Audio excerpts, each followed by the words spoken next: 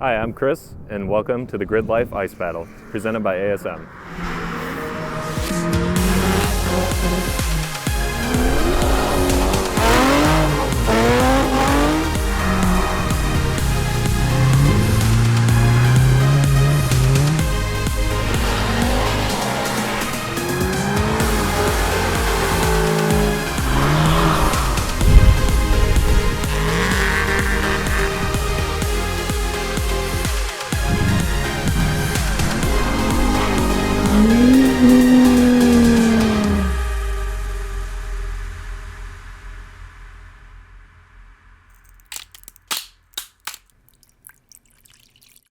Welcome back. We're here for another ice racing video. This time I'm at Golden Sand Speedway in Plover, Wisconsin. We were supposed to be on Lake Dubay today, but Wisconsin winters are so unpredictable, it's too warm. But I guess I'll take that. We're on a small oval track today, and I've done a couple modifications to the car. I put on a new rear sway bar, and I raised the front a little, which goes against every fiber of my being. But it should help me steering a little bit. I had a little oopsie last weekend by being just a little too low.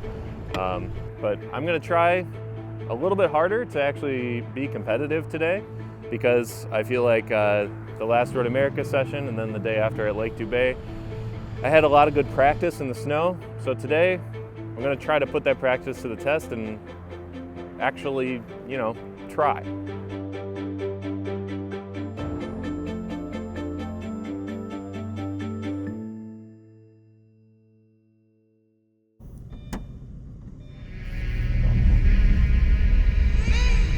Like most other winter racing events, there are not a lot of classes. We're only split up into two groups, two-wheel drive and all-wheel drive, putting me up against quite a few really fast drivers.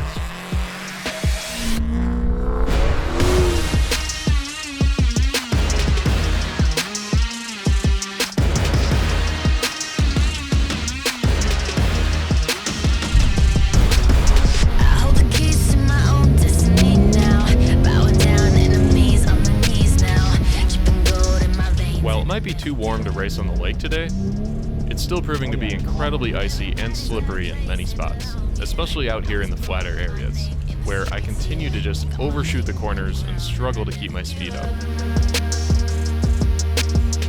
Got my kingdom crown and I never give up, 'cause I got all the power, yep. I got all the power, yep.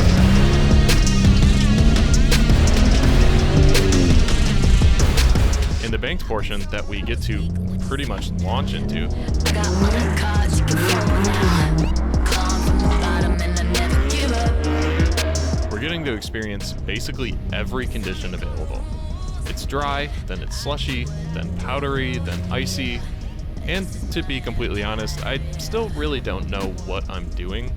I'm just trying to make it across the finish line, hopefully in a reasonable time. Power, yep. 68.01. I have nothing to compare that to, but we'll see if that's good or not. I got all the power, yep. Thanks to my new rear sway bar from 034, understeer is way less of an issue now, but it can only help so much when trying to turn on ice and snow, especially with my limited driving skills.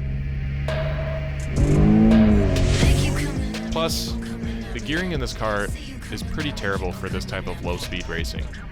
First gear is way too long, and second just bogs down. This has been an issue throughout the whole season, and it's very apparent today. I got all the power, yep. So, although this first round has been a blast, I unfortunately haven't been able to improve my time. But, I guess let me just blame it on the constantly changing track conditions. Yeah, that must be it. 69.53. So, hitting the snow there kind of f***ed me up. But that was a cool drift at the end. I liked that. Second gear drift. Yee.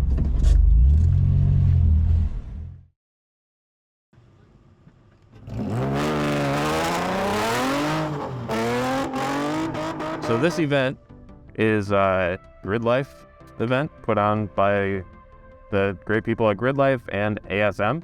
Andy Smedegard, you may know that name.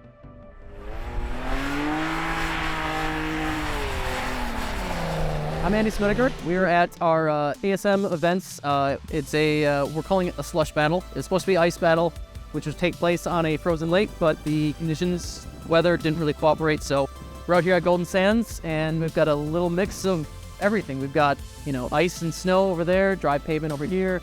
Things are turning a little wet to wet pavement over there, so it's a little mix of everything. So this event really kind of got started. I helped organize a car club where we've put on just like normal ice racing events. So we've been doing that for, probably over a decade. And at the same time, I started doing GRIDLIFE events, and they wanted to kind of collaborate and do a kind of a GRIDLIFE Ice Battle event. GRIDLIFE is just all about community, right? So we do time attack, we do these festivals, we do drifting, but the real thing that we do is try to bring different groups together around automotive enthusiasm, particularly motorsports, getting people to drive cars and get in their cars.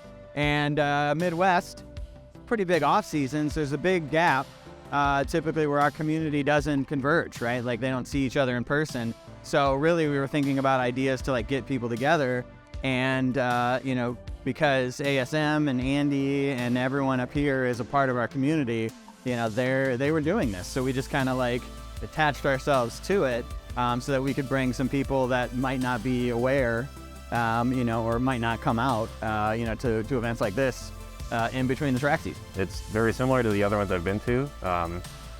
Very lax on tech inspection kind of stuff, and basically you can bring anything you want. Really, you can have any car for this. You just regular snow tires. When it's on the lake, we actually run studded tires, so we'll make our own bolted studded tires. But really, any car. Daily driver, I'd be cautious if it's a really nice daily driver, especially later on in the winter when the snowbanks get big. You could wreck a bumper or something, but it's relatively safe, and you don't need anything fancy. Any cheap beater car will do.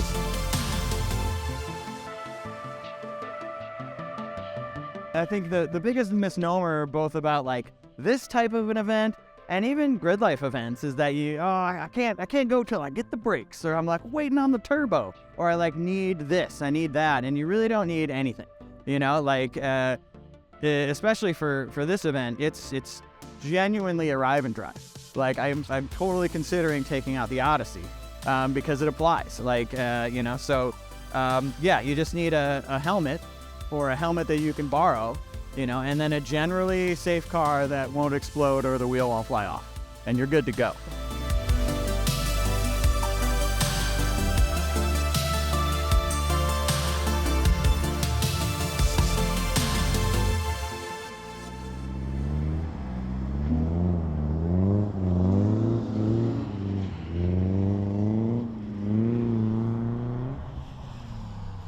Round 2. They've changed up the course a little bit, and it sounds like we're not doing any sort of practice runs. We're just kind of going for it. So, should be interesting.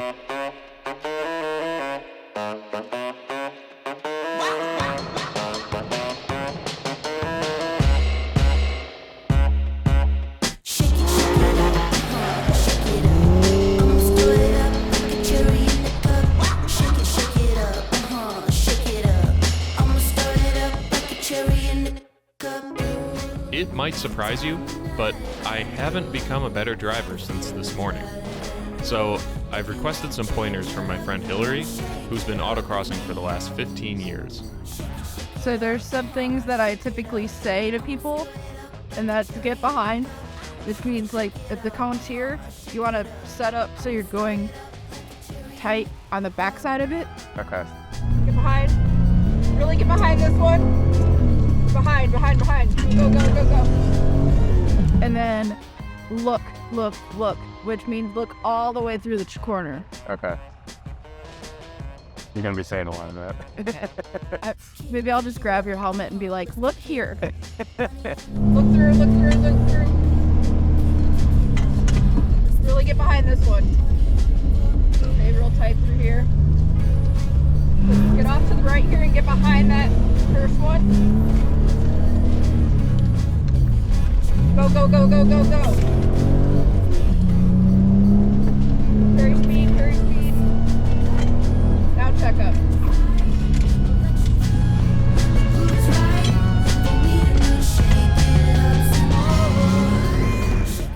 runs with Hillary's guidance, I'm putting what I've learned to the test, primarily staying slow and tight in the snowy areas, and really pushing through in the dry, focusing on my braking zone and how I'm approaching these corners.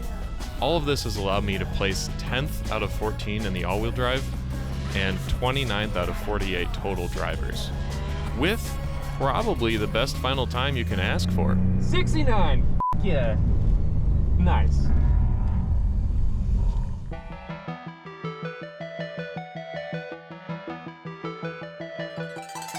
So taking third place overall is Tom O'Gorman in the bigger, who actually did win two-wheel drive class. Hey. Second place overall in the Ice 6.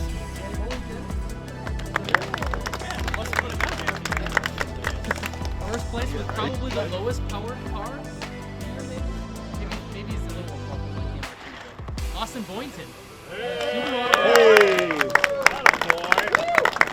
I really would encourage everyone to get out and drive at these types of events. You get lots of seat time. You get kind of exposed to all different types of conditions, and you learn to adapt and become just a really, well-rounded driver. And the course is always changing. I mean, you have so many different dynamics to this kind of event versus on track. It's the same track that you're driving. Every corner is the same. You might be able to be really fast on this one track because, repetition over time, but throw you on a different track, and now you have to learn something else. You haven't really learned how to learn. And that's what these events are really good at, is they teach you how to pick up on things quickly. So, I just really recommend get out there, get seat time, do as many of them as you can. And what else are you gonna do in the winter anyways? That wraps up my first GRIDLIFE Ice Battle, and I had a great time. I think this was a good alternative to ice racing on the lake. This really made for a fun and interesting course. It had a lot of different terrains, and obviously you can see there's mud everywhere, so it kind of became a rallycross. So I didn't place because some people were much, much, much better drivers than me with much faster cars. I think the third place all-wheel drive did like 14 seconds better than I did on my best run. So I have some work to do, but just with the small help that I got from Hillary, I improved my time by 4 seconds. So I'd say that was a huge benefit, and I learned a lot in those 2 runs that she helped me with. And I'm definitely going to use those in the future, especially when it gets to the summer and to do racing on dry pavement. But that's it for today. I hope you enjoyed. Thanks for watching.